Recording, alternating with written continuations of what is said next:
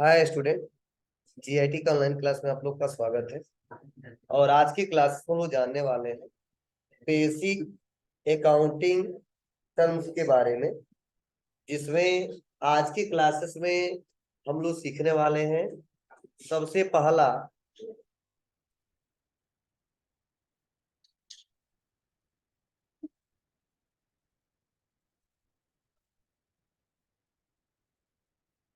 सबसे पहला जो वर्ड हम लोग जानने वाले हैं वो समझने वाले हैं कैपिटल के बारे में।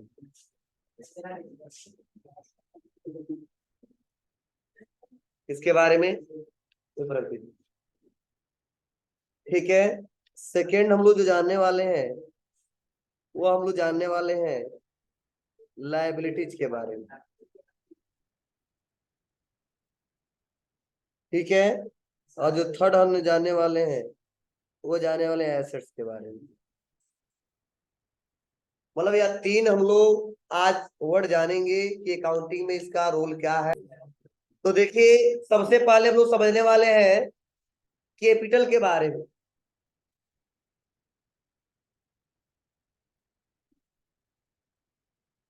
किसके बारे में?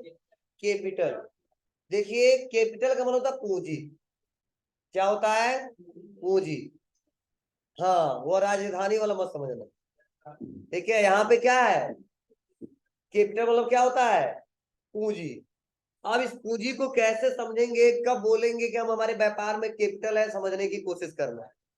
जब एक व्यापारी, जैसे सपोज एक बिजनेस है और इस बिजनेस को हमें एएसके ट्रेडर्स के नाम से स्टार्ट करना है। किसके नाम से? एएसके ट्रेडर्स के नाम से। आप तुम्हारी मर्जी, किसी नाम से तैयार कर लीजिएगा आप लोग। अब जो एएसके ट्रेडर्स के नाम से व्यापार को स्टार्ट करना है, इस व्यापार को कोई ना कोई ऑनर ही स्टार्ट करेगा, कोई ना कोई मालिक ही स्टार्ट करेगा, कोई ना कोई प्रोप्राइटर स्वामी ही स्टार्ट करेगा। तो देखो, ध्यान देना, एक व्यापार को स्टार्ट करना है तो मालिक के द्वारा वो व्यापार स्टार्ट किया जाएगा। और नाम क्या रखना है उसका? ASK traders. तो आप बताइए कि कभी भी आपके मन में अगर विचार चल रहा हो कि आगे चल के हमको व्यापार करना है, बिजनेस करना है, तो सबसे पहला जो वर्ड आता है, जो आपके दिमाग में आता है, वो क्या आता है? कि पूंजी कितना लगे। मतलब उस व्यापार को चलाने के लिए, उस एम्पायर को खड़ा करने के लिए सबसे पहले पूंजी कितना लगाना पड़ेगा। अब छोटा व्यापार है तो कम अमाउंट होगा, ज्यादा व्यापार है तो ज्यादा अमाउंट होगा। बोला छोटा हो चाहे बड़ा हो, ठीक है। मतलब कोई ना कोई व्यापार है तो समझ जाओ उसके लिए कुछ ना कुछ उसको पूंजी इन्वेस्टमेंट करना पड़ेगा, व्यापार को देना पड़ेगा, तभी वो व्यापार रन करेगा, चलेगा। ठीक है, नहीं तो उस व्यापार का कोई अस्तित्व नहीं रहेगा, ना उसके बारे में कोई जानेगा। मतलब जो ये ऑनर है एसके या एसके ट्रेडर्स के नाम से स्टार्ट करने वाले हैं व्यापार को, तो सबसे पहले इनके माइंड में जाएगा तो पूंजी कितना लगा है। और वही जो पूंजी लगाते हैं उसी को बोलते हैं कैपिटल। क्या बोलते हैं? कैपिटल। तो देखो, अगर कोई पूछता है कि कैपिटल क्या होता है तो बताना कि व्यापार के स्वामी द्वारा लगाया गया धन, व्यापार के स्वामी द्वारा लगाया गया धन, इन्वेस्ट किया गया अमाउंट क्या कहलाता है? कैपिटल कहलाता है। अब यहाँ पे सवाल है कि सर जब कैपिटल लगाएगा तो क्या क्या लगा सकता है, यह समझना जरूरी है। ये सब नोट्स में दिया, जितना मैं पढ़ाऊंगा सब नोट्स में दिया, लिखने की जरूरत नहीं है। हाँ, कुछ पॉइंट जो आपको नए लगेगा कि नहीं सर इस बुक में नहीं हो सकता है, सर अपने भाषा में समझा रहे हैं, वो आप नोट कर लीजिएगा। लेकिन मैक्सिमम जो हम लोग जब हम पढ़ाएंगे, ठीक है, और उसके बारे में समझाएंगे तो अपने भाषा में समझाएंगे। लेकिन एक लाइन में, दो लाइन में उसका अगर आंसर हम बताते हैं उसके बारे में तो समझ लो बुक में दिया होगा, वो नोट्स में दिया होगा, उसको लिखने की जरूरत नहीं है। बोले ये साफ सब लिखा गया, दिया भी गया है। अगर कोई पूछे कैपिटल किसे कहते तो क्या बताओगे जी? मतलब व्यापार के मालिक द्वारा लगाया गया धन, पैसा, वस्तु क्या कहलाता है? कैपिटल। यूं कह लो, व्यापार को स्टार्ट करने के लिए व्यापार के स्वामी द्वारा लगाया गया पूंजी क्या कहलाता है? धन, कैपिटल कहलाता है। क्लियर है सबको? अब क्या क्या लगा सकता है यह समझना बहुत जरूरी है। सपोज कि इनको, ये जो एसके है व्यापार के मालिक, ये जो व्यापार स्टार्ट करेंगे, इनका सबसे फर्स्ट टाइम रिक्वायरमेंट है 5 लाख। मतलब 5 लाख रुपया रहेगा तो ये व्यापार स्टार्ट होगा, सही से चलेगा, नहीं तो रन नहीं करेगा। तो ध्यान देना, ये जरूरी नहीं है कि ये 5 लाख रुपया जो लगाएंगे वो केवल कैश ही लगाएंगे। सपोज मान लीजिए उनको क्या करना है, 5 लाख में सारा काम चल जाएगा, तो उसके पास कुछ कैश भी हो सकता है। ठीक है, अब सपोज उनके पास सपोज कंप्यूटर चाहिए, तो पहले से कुछ कंप्यूटर पड़े हुए हैं, कंप्यूटर भी हो सकता है। दूसरे का बिल्डिंग नहीं लेना है, बिल्डिंग खुद का है, ठीक है, तो बिल्डिंग भी हो सकता है। और भी बहुत सारे वस्तु आ सकते हैं, संपत्ति आ सकते हैं। मतलब एक व्यापार को लगाने के लिए वह कैश के अलावा और भी संपत्ति लगा सकता है, कंप्यूटर, बिल्डिंग, फर्नीचर। अगर पहले से पड़ा है तो, और नहीं पड़ा है तो पूरा का पूरा 5 लाख कैश ही लगेगा। जैसा सपोज हमको 5 लाख चाहिए, लेकिन मैं जानता हूं कि 5 लाख में मैं खरीदूंगा कितने का, 1 लाख रुपए का कंप्यूटर, और वह 1 लाख का कंप्यूटर मेरे पास है, या धीरे धीरे अमाउंट पैसा इकट्ठा करके हम 1 लाख रुपए का कंप्यूटर खरीद लिए है, तो 1 लाख रुपया 5 में से कम होगा ना, 4 ही का रिक्वायरमेंट होगा। बिल्डिंग भी इनको चाहिए जिसको व्यापार चलाएंगे, उस बिल्डिंग का वैल्यू है लगभग 1 लाख रुपया, तो ये भी 1 लाख रुपया कम हो जाएगा, तो उनका रिक्वायरमेंट होगा 3 लाख रुपया। फर्नीचर की भी रिक्वायरमेंट है, क्योंकि बिना फर्नीचर का चलेगा नहीं। ठीक है, फर्नीचर भी मान लो इनके पास 1 लाख रुपए का है, तो 1 लाख रुपया और कम हो जाएगा। मतलब ये 3 लाख रुपया तो वैसे हमने लगा दिया, और 2 लाख रुपया और लगाना पड़ेगा, क्या, कैश लगाना पड़ेगा। बोलो टोटल कैसे भी करके कितना लगाना है आपको, 5 लाख। ठीक है, तो ये जो 5 लाख रुपए लगा रहे हैं, यही व्यापार का क्या कहलाएगा, कैपिटल पूंजी। बोले ऐसा नहीं कर सकते हो कि हमेशा कैसे लगाएंगे तो लगाएंगे। ठीक है, कैश के अलावा, कैश होना चाहिए, बिना कैश का होगा नहीं, कैश के साथ साथ और भी संपत्ति वो लगा सकते हैं और व्यापार को रन कर सकते हैं, स्टार्ट कर सकते हैं। क्लियर है? अब कहो सर ये क्यों समझा रहे हो, क्योंकि क्वेश्चन जब आएगा ना तो आपको ये समझना जरूरी है, नहीं तो आप अकाउंट नहीं बना पाओगे। अब क्वेश्चन कैसे आ सकते हैं समझने की कोशिश करना। जब भी अगर क्वेश्चन आ जाए कि एज और, क्वेश्चन आ सकता है कि as on 1 April Deepak commerce business with capital ₹1000, या Ashok started business with rupees cash 1000, 1 lakh. मतलब कई सारे क्वेश्चन आ सकते हैं, लेकिन जब व्यापार को स्टार्ट करने की बात की जाए तो हमेशा समझ जाना कैपिटल के साथ कैश का अकाउंट बनाएंगे, इसके साथ कैश का अकाउंट बनाएगा। हाँ, उस क्वेश्चन में लिखा रहे कि बिजनेस को जब स्टार्ट कर रहे हैं तो कितना हम कंप्यूटर लगा रहे हैं, कितना बिल्डिंग लगा रहे हैं, कितने का फर्नीचर लगा रहे हैं, तब हम लोग कैपिटल के साथ बिल्डिंग लिखेंगे, फर्नीचर लिखेंगे, कंप्यूटर लिखेंगे। लेकिन साफ साफ केवल बस लिख दे Ashok started business with cash of ₹1 lakh.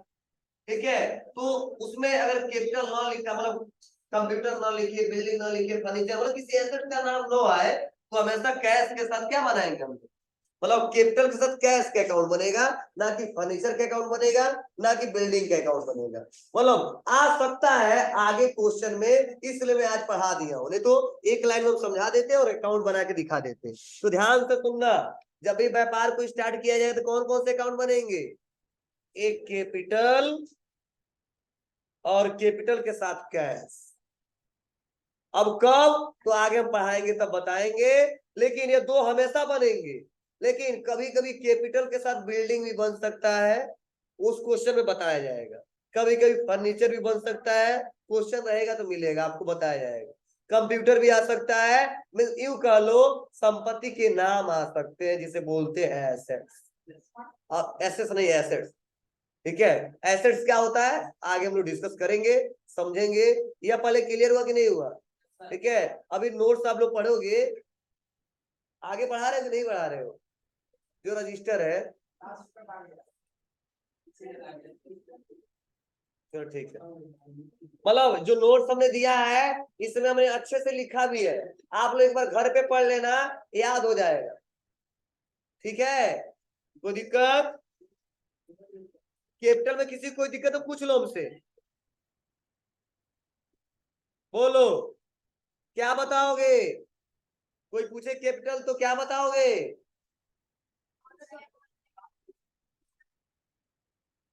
जी, क्या क्या लगा सकता है वो? सबसे पहला क्या नाम आएगा? जी, कैश आएगा ही आएगा। ठीक है, बिना कैश का कोई व्यापार अच्छे से चल ही नहीं सकता। हो जाएगा। चलो, क्वेश्चन आएगा तो और अच्छे से में आएगा, बस इतना रट लो, आगे काम देगा। नेक्स्ट अगला है सेकेंड नंबर, वह है लाइबिलिटीज। नाम सुने हो आप लोग कभी? क्या होता है? क्या नहीं सुना है? बस इतना समझो, हम व्यापार के मालिक हैं और मुझे एक व्यापार स्टार्ट करना है। ठीक है, उस व्यापार को स्टार्ट करने के लिए मुझे धन लगाना पड़ेगा, कुछ पैसा लगाना पड़ेगा, संपत्ति, एसेट्स। ठीक है, तो या तो हम पूरा कैश लगा दें, या पहले से कुछ पड़ा हुआ वो लगा दें, और कुछ कैश अमाउंट लगा के व्यापार को स्टार्ट कर दें। जैसे तुम्हारे व्यापार है, तुम्हारा कौन सा व्यापार है? कोई व्यापार नहीं है तुम्हारा व्यापार? क्या? बोलिए। झूठ बोलते हैं, व्यापारी होके झूठ बोलते हैं। चलिए ध्यान दीजिएगा, सपोज मैं एक व्यापारी हूँ, ठीक है, और कैसा व्यापारी? सपोज मुझे इंस्टीट्यूट खोलना है, ठीक है, तो मेरा रिक्वायरमेंट है स्टार्टिंग में 3 लाख रुपया रहेगा तो चल। तो मैं क्या कर रहा हूँ, हर महीने कमा रहा हूँ और एक एक कंप्यूटर खरीद रहा हूँ। कंप्यूटर खरीद के 10 रख लिए, उसका कोई ना कोई वैल्यू होगा। ठीक है, प्लस हमने, मेरे पास घर पे बहुत सारे पेड़ हैं, कटवा के फर्नीचर बनवा दिए, बेंच बनवा दिए, उसका कोई ना कोई वैल्यू होगा, होगा, या कहीं से खरीद लिया। उसके बाद लास्ट में जब स्टार्ट करेंगे तो हम देखेंगे 3 लाख का रिक्वायरमेंट है, 1 लाख का कंप्यूटर पहले ही खरीद चुके हैं, वो लगा दो, फर्नीचर जितना रिक्वायरमेंट है वो लगा दो, और जो बाकी जो बचा वो कैश लगा दो, और कैश लगा जो जो सामान खरीदना वो सामान खरीद के और व्यापार को चला दो। अब अंदर हम नहीं बता रहे क्या खरीदो, ठीक है ना, एक कंसेप्ट हम बता रहे हैं कि व्यापार को स्टार्ट करने के लिए अच्छा है। बिना फर्नीचर की दुकान चला लोगे इतना? बिना फर्नीचर के अपना व्यापार चला लोगे? बिना बिल्डिंग का कहाँ कहाँ व्यापार चलाओगे? अरे यार, हमको व्यापार चलाना है तो बेच रखूंगा, तभी तो पेट पूरे पेट में पड़ोगी, कहाँ पड़ोगी? आप बताओ, तुम्हारा दुकान खोलना है तो सामान कहाँ रखोगी? फर्नीचर लगेंगे, रेक बनवाओगी, फर्नीचर की रिक्वायरमेंट है, चेयर रखोगी, 2-4 लोगों को बैठने की व्यवस्था होगा, लाइट फैन पंखा लगवाएंगे, वो सामान में क्या है कि हम सामान लाकर अंधेरे में रख देंगे, कस्टमर आके खरीद लेंगे? नहीं, ये जरूरी है। क्या नहीं जरूरी है? जरूरी है हर एक व्यापार में, वो टूल होने चाहिए जिसका व्यापारी है। ठीक है, मान लो चप्पल हमको सिलना है, ठीक है, तो क्या करेंगे? फर्नीचर रखेंगे। बोलो, बताइए। मान लो चप्पल सिलने का व्यापारी मैं बनना चाहता हूँ, जो आएगा उसको चप्पल सिलूंगा, तो क्या होना चाहिए? फर्नीचर नहीं, एक बोरा हो और चप्पल सिलने वाला टूल हो, वही लगाएंगे व्यापार में। मतलब व्यापार जिसका हो वही सामान लगेगा, उसी को हम कैपिटल बोलेंगे। ठीक है, जहाँ पे फर्नीचर की रिक्वायरमेंट नहीं है ना लगाओ, लेकिन रियल में हर जगह फर्नीचर की रिक्वायरमेंट है। ठीक है, कुछ छोटे छोटे व्यापारी हैं जहाँ पे नहीं है, ठीक है, मैक्सिमम में है।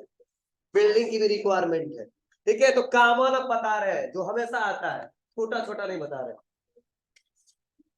नहीं समय अभी घर पे सोचना समझ में आ जाएगा। आगे बढ़ते हैं।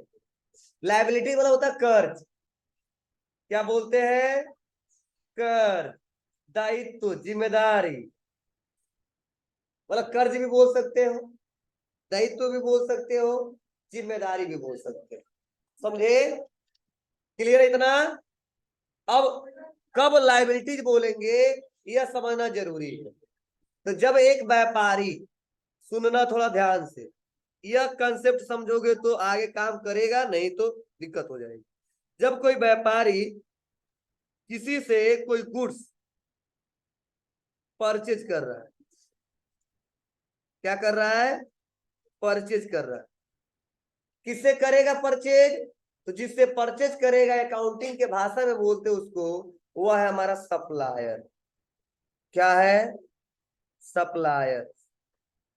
और उसको अकाउंटिंग के भाषा में लिखा जाता है सन्ड्री क्रेडिटर, सन्ड्री क्रेडिटर्स। ध्यान से सुनना, जिससे हम गुड्स खरीदेंगे वह हमारा कौन है, सप्लायर, वह माल सप्लाई कर रहा है। लेकिन अकाउंटिंग कहता है कि सप्लायर को जब भी लिखना हम तभी जान पाएंगे वो सप्लायर है जब उसको बताओगे कि ये सन्ड्री क्रेडिटर है। बोले यूं कह लो, सप्लायर को क्या बोलते हैं, क्रेडिटर बोलते हैं, लेकिन अकाउंटिंग के भाषा में लिखते हैं सन्ड्री क्रेडिटर। ठीक है। अब सपोज हमने क्या किया, इनसे जो गुड्स खरीदा वो हमने 100 रुपए का खरीदा। कितने का खरीदा, 100 का। और मैंने जो 100 का खरीदा, मैंने बोला कि अगले महीने में 10 तारीख को मैं इसका पेमेंट कर दूंगा। कितने को, 10 तारीख को। तो बोला जाता है कि वह पैसा जो मेरे व्यापार को किसी अदर पर्सन या किसी बिजनेसमैन को पैसा क्या करना है, देना है, चुकाना है, उस पैसे को बोलते हैं लायबिलिटी, कर्ज, दायित्व, जिम्मेदारी। मीन्स अगर हम क्या किए, मार्केट में गए और मैंने 2 मार्कर खरीद लिया, मीन्स परचेज किया, और उसका पैसा हमने नहीं चुकाया, इस समय नहीं दिया, और मैंने बोला कल देंगे, 2 दिन के बाद देंगे, अगले महीने देंगे, वह अमाउंट जो बकाया हम लगा के आए हैं, तो हम अपने बुक ऑफ अकाउंट में उसको लायबिलिटी में रिकॉर्ड करेंगे। किसमें रिकॉर्ड करेंगे, लायबिलिटी। मतलब जब तक कर्ज दिखाएंगे नहीं तब तो उनको पता नहीं चलेगा कि 2 मार्कर का पैसा हमको पे करना है, देना है। तो यही बोला जाता है कि जब हमारा बिजनेस किसी अदर पर्सन या बिजनेस को किसी कारणवश पैसा दे या देना हो, उस पैसे को बोलते हैं कि क्या है, हमारा लायबिलिटी से। अब क्या क्या आ सकता है, तो मैंने भी सिंपल एग्जांपल दिया है, एक कस्टमर और सप्लायर। ये खरीद रहे हैं तो कस्टमर है, या बेच रहे हैं तो सप्लायर है। सप्लायर को अकाउंटिंग के भाषा में बोलते हैं क्रेडिटर, लेकिन लिखते हैं सन्ड्री क्रेडिटर। और क्रेडिटर का जो बैलेंस होता है वो क्या होता है, हमारा लायबिलिटी। और ये लायबिलिटीज हमेशा आता है, बिना लायबिलिटीज का कोई व्यापार चल ही नहीं सकता है। और क्या क्या आ सकता है, तो 2-4 नाम और बता रहे हैं जिससे और अच्छे से क्लियर हो जाए। सपोज हम बैंक, नाम सुने हो, इस व्यापार को चलाने के लिए हम बैंक से लोन ले लिए। क्या ले लिए, लोन। तो जो बैंक से लोन ले लिया 2 लाख का, 3 लाख का, 4 लाख का, क्या उस पैसे को चुकाएंगे कि नहीं चुकाएंगे, देंगे। एक टाइम रहेगा, 2 साल में, 3 साल में, 4 साल में आपको जमा करना होगा। तो जब भी लिख के आए बैंक लोन, तो समझ जाना हमारे व्यापार का क्या है, लायबिलिटीज है, क्योंकि हमारे व्यापार को देना है।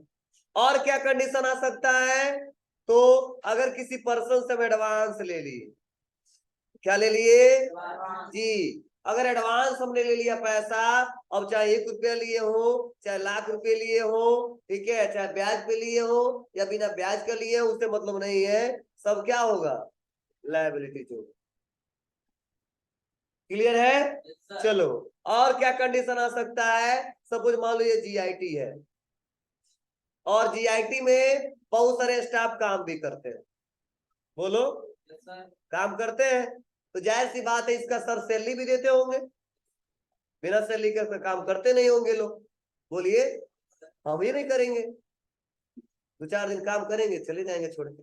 चलिए मान लो मिस्टर जो एसके है, ठीक है, वो क्या कर रहे हैं, वो पूरा काम किए 1 तारीख से लेके एक, समझ जाओ यहाँ पे 8, और कहाँ तक ले गए, चलो, या पूरा काम किए, तो जाहिर सी बात है 1 तारीख को कहेंगे सर सैलरी दीजिए, या उसी संस्था का रूल है 10 तारीख को देंगे तो बोलेंगे 10 तारीख को सैलरी दीजिए, रूल है 15 को तो बोलेंगे 15 को सैलरी दीजिए। मतलब मांगेंगे, जब काम करेंगे तो जरूरत है तो मांगेंगे मांगेंगे। तो जाहिर सी बात है, आप बताओ ये जो सैलरी जो पे करेंगे कौन? जी, जीआईटी के प्रोपराइटर जो भी देते हो, ठीक है। तो जो सैलरी पे करेंगे तो जाहिर सी बात है कि इनको क्या करना पड़ेगा, उतना पैसा देना पड़ेगा। अब चाहे जितना देते हो, फॉर एग्जाम्पल इनको देते हैं 10,000, कितना देते हैं? 10,000, ठीक है। तो ये 10,000 रुपया है, समझने की कोशिश करना। अगर ये टाइम पूरा हुआ, 1 से 30 काम किया और तुरंत पेमेंट कर दिया 1 तारीख को, तो यह हमारा लायबिलिटी नहीं बोला जाता। समझने की कोशिश करना। या इसको हम दूसरे में रिकॉर्ड करेंगे, किस में रिकॉर्ड करेंगे अगले क्लास में चर्चा करेंगे। लेकिन हम 1 से 31 तक काम कर लिए और 1 तारीख को बोले थे और यह पैसा नहीं दी, ठीक है। फिर से 10 तारीख को बोले पैसा नहीं दिए, 15 को बोले पैसा नहीं दिए। बोले समझो ये कर्ज है इनका, लेकिन किसी कारण से चुका नहीं पा रहे हैं और इसी पैसे को बोलते हैं लायबिलिटी। बोलो अगर हम खर्चा किए आप पेमेंट तुरंत कर दी तो उसे लायबिलिटी नहीं बोलो। बोला बेनिफिट ले ली, पैसा नहीं दी, कल देना है, परसों देना है, 10 दिन के बाद देना है, अगले महीने देना है, उसको लायबिलिटीज बोलेंगे। दोनों में अंतर है, बहुत ज्यादा अंतर है। मतलब दुकान पे गए 10 रुपए का मार्कर खरीदा, नहीं लायबिलिटीज नहीं है, पैसा दे दिया लायबिलिटीज नहीं है। 10 रुपए का खरीदा, पैसा नहीं दिया, अब 2 दिन के बाद या 1 घंटे के बाद देना हुआ लायबिलिटी बोला जाएगा। ध्यान नहीं, क्लियर है। मतलब 1 से 30 तारीख 31 तारीख तक काम किया, पैसा हमको पेमेंट किया, हम नहीं कह सकते हैं कि सर हमारा आप कर्जा लिए, आपका लायबिलिटी चढ़ा है। हाँ कब बोलेंगे, जब पूरा 30 दिन काम करेंगे, 1 तारीख को बोले थे पेमेंट करेंगे, नहीं दिया, हम बोलेंगे आपका लायबिलिटी चढ़ गया, ठीक है, हम पैसा आपसे लेंगे। क्लियर हो रहा है? मैं क्यों समझा रहा हूँ, क्योंकि क्वेश्चन अलग अलग टाइप के आ सकते हैं। मैं चाहता हूँ सिंपल से तुम एक लाइन में बता के चला जाए, ठीक है। लेकिन दिक्कत यह होती है कि क्वेश्चन आप लोग समझ नहीं पाते। तो इस बिजनेस में अलग अलग कंडीशन में अलग अलग तरीके आ सकते हैं। तो हमारे यहाँ तो मान लो गुड्स खरीदते बेचते नहीं है, ठीक है। तो हम लोग क्या करते हैं, हम लोग कुछ एक्सपेंस करते हैं छोटे मोटे, और ज्यादातर लायबिलिटी जो होता है हम लोग का क्या होता है, रेंट का होता है, इलेक्ट्रिसिटी बिल का होता है, एम्प्लॉइयों का सैलरी का होता है, यही सबसे ज्यादा होता है। बुक मंगवा दिए इसका होता है, बैग मंगवा दिए उसका होता है। और जो हमारे यहाँ खर्चे हैं जिसका पैसा नहीं दे पाते हैं वही होता है। लेकिन बड़े व्यापारी की कंडीशन में बहुत कुछ हो सकता है, ठीक है। तो हमने तीनों एग्जांपल बता दिया, ठीक है। नॉर्मल अगर सर्विस कोई दे रहे हैं या ले रहे हैं तो उसका क्या होगा, कुछ खरीद बिक्री कर रहे हैं उसका क्या होगा, किसी ने एडवांस लिए उसका क्या होगा, और बैंक से लोन ले लिए तो उसका क्या होगा, ठीक है। कब लायबिलिटी बोलेंगे हमने क्लियर कर दिया। इसमें से किसी को कोई क्वेश्चन पूछना नहीं समय पूछो हमसे,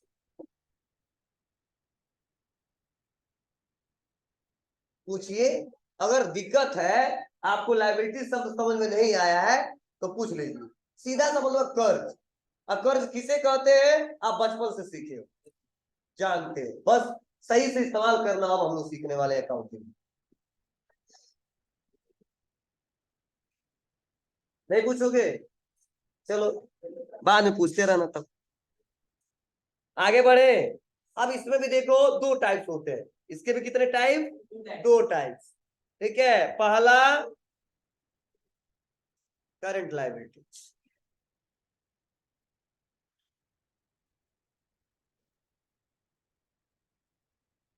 दूसरा नॉन करंट लायबिलिटी। ध्यान देना, अब जो लायबिलिटीज है इसमें भी 2 टाइप के हैं, ठीक है। अब करंट लायबिलिटीज किसे कहेंगे, नॉन करंट लायबिलिटीज किसे कहेंगे, यह समझ गए तो आगे चल के आपको दिक्कत नहीं होगी पहचानने में। तो ध्यान देना, वह अमाउंट जो शॉर्ट टर्म बेसिस हो, क्या हो, शॉर्ट टर्म बेसिस हो,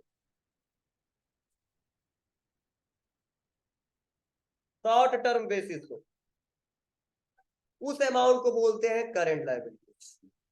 और वह अमाउंट जो लॉन्ग टर्म बेसिस हो, ठीक है, उसे बोलते हैं करंट लायबिलिटी। मीन्स मतलब यह है कि वैसा कर्ज, ऐसा जिम्मेदारी, ऐसा दायित्व जो हम कम समय में ही उसको चुका दें, शॉर्ट टर्म बेसिस हो। मतलब शॉर्ट टर्म बेसिस मतलब साल भर में उसको पैसा हम चुका दें, 1 महीने में, 2 महीने में, 3 महीने में, साल भर के अंदर, ऐसे पैसे को बोलते हैं, वो हमारा लायबिलिटीज है करंट लायबिलिटी।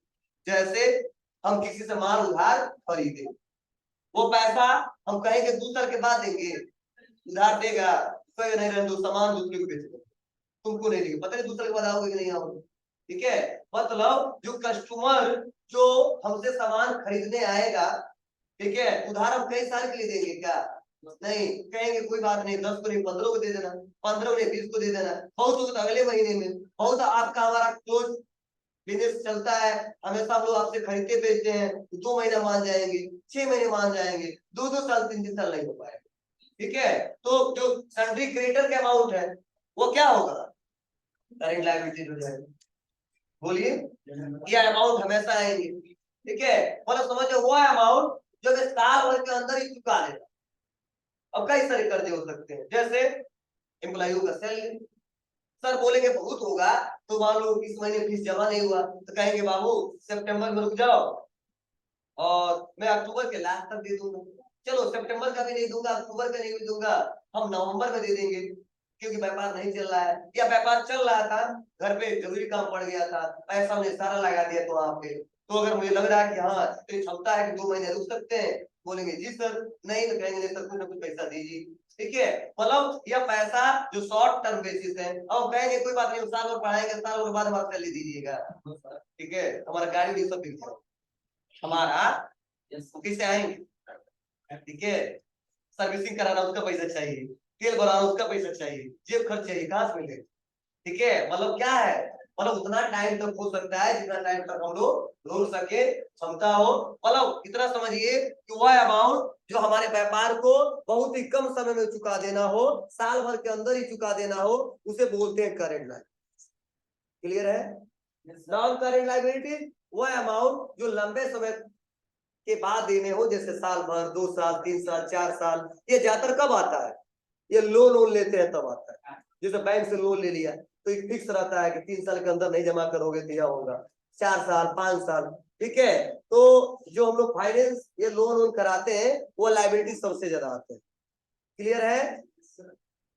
समझ आ रही बातें? एग्जाम्पल मैंने बता भी दिया। अगर कोई पूछे करेंट लायबिलिटीज का एग्जाम्पल एक बता दो, क्या बताओगे? सन्ड्री क्रेडिटर अमाउंट, एम्प्लॉय का सैलरी नहीं दिया हुआ है अमाउंट, क्या बोलेंगे? Current liability. कोई पूछेगा नॉन करेंट लायबिलिटी, बैंक से लोन ले लिया, ठीक है, या सबसे अच्छा एग्जांपल है, अब चाहे कोई भी बैंक हो सकता है, ठीक है, या और किसी से ले लेते हैं, उसका एग्रीमेंट होता है। जैसे मान लो मेरे पास पैसा है, ठीक है, हमने आपको दे दिया पैसा, तो ऐसे देंगे, हम एग्रीमेंट करवाएंगे, ठीक है, यार तुम करवाओगे कि बाबू साल भर के अंदर मत मांगना, तो तुम्हारे दरवाजे में दौड़े दौड़े चले आओगे, और मेरे पास मैं जानता हूँ कि 5 लाख रुपए जो लिया हूँ वो मैं 2 साल के बाद ही दे सकता हूँ, या 2 साल में दे पाऊंगा। ठीक है, तो अगर ऐसा लगता है कि आपको लंबे समय के बाद ही चुका पाओगे, तो पहले क्या होता है, उसका एक डॉक्यूमेंट बनता है, 2-4 लोगों साइन होता है, वैसे बैंक लोन वैसे दे देता है, वो तो हम लोग नॉर्मल बता दिए बैंक से लोन ले लिया, 3 लाख का, 4 लाख का, 5 लाख, ठीक है, उसके लिए पता नहीं क्या क्या आपको दिखाना पड़ता है। ठीक है, बैंक से व्यवहार बनाना पड़ता है, अपना हैसियत दिखाना पड़ता है, बिजनेस दिखाना पड़ता है, बहुत सारे रिक्वायरमेंट होते हैं, तब हमको लोन मिलता है। अब तो तुमको 1 लाख रुपए वैसे दे देगा कोई? कौन सा पढ़ाई है,